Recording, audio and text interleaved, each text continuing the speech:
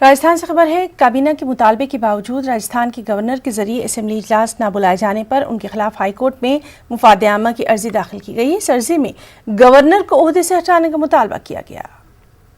राजस्थान में जारी सियासी बहरान के बीच में जो गवर्नर और मुख्यमंत्री का टकराव है, इस बीच जो लगातार जो सत्र है विधानसभा का वो बुलाने की कोशिशें की जा रही है। विधानसभा के सत्र को बुलाने के मामले को लेकर के जो रवैया राजस्थान के गवर्नर ने अख्तियार किया है, जिनका नाम कलराज मिश्र है, उनको चैलेंज करते हुए एक एडवोकेट ने यहाँ पर एक परिवाद दायर किया है, जिसमें उन्होंने ये मांग की है कि राजस्थान के गवर्नर को उनके पद से हटाना चाहिए। शांतनु पारीक हमारे साथ में मौजूद है। साहब, क्या आपका बुनियादी मुद्दा है? क्या याचिका लेकर आप अदालत के पास पहुंचे? देखिए, बात ऐसी है सर, कैबिनेट मीटिंग के अंदर एक बार स्पेशल सेशन को बुलाने का अप्रूवल हो गया तो राज्यपाल साहब बाध्य है इस पर constitutional principles under article 163 read with 174 read with supreme court judgement in Nabam Rebia case कि आपको assembly session special assembly session बुलाना ही पड़ेगा।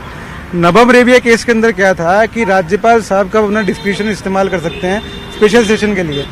अगर गवर्नमेंट की मेजोरिटी नहीं है तो राज्यपाल साहब को स्पेशल सेशन बुलाने का डिस्क्रिप्शन है, और अगर गवर्नमेंट की मेजोरिटी है तो वो कैबिनेट नोट से बाइंड है कि उनको स्पेशल सेशन बुलाना ही पड़ेगा नबम रेबिया केस के हिसाब से।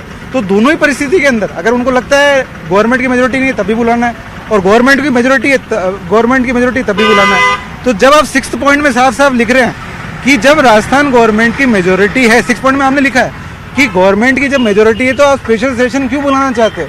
तो आप ये खुद ही अप्रूव कर रहे हो कि भाई मेरे को पता है मेजोरिटी है, लेकिन आप बुलाना क्यों चाहते हो? तो इसका मतलब आप नबम रेबिया केस का वायलेशन कर रहे हैं। तो मैंने लिखा कैबिनेट नोट ने क्या परिवाद दायर किया? सर, मेरी बेसिकली ये पिटीशन है कि गवर्नर का इनेक्शन है। ये एक बार एफिडेविट आन दो, मेरे पास तो ये सारी मीडिया की रिपोर्ट है सर। मैं चाहता हूँ कि एक बार यूनियन गवर्नमेंट का एफिडेविट आ जाए। एफिडेविट के अंदर में सारी डॉक्यूमेंट्री प्रूफ है मेरे पास।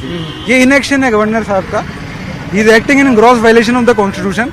मैं चाहता हूँ एक बार एफिडेविट आ जाए, उसके बाद में जो है यूनियन गवर्नमेंट को मैं डायरेक्ट करवाऊँ कोर्ट से कि वो एडवाइस करे प्रेसिडेंट को कि तुरंत प्रभाव से गवर्नर साहब को हटाया जाए, क्योंकि वो is acting in gross violation of the constitution. तो उनको हटवाने के लिए आप ये याचिका आपने लगाई है जो हाई कोर्ट में आप पहुंचे हैं, तो अभी क्या लगता है कब तक सुनवाई होगी? कब? राज्यपाल का पद जो है वो महामहिम का पद है, बहुत बड़ा संवैधानिक पद है, लेकिन हर पद को संविधान की मर्यादाओं में रहना चाहिए। अगर संविधान की मर्यादाओं में कोई भी पद या इंस्टीट्यूशन नहीं है, उसमें चेक एंड बैलेंस का सिस्टम कॉन्स्टिट्यूशन ने ही दिया गया है।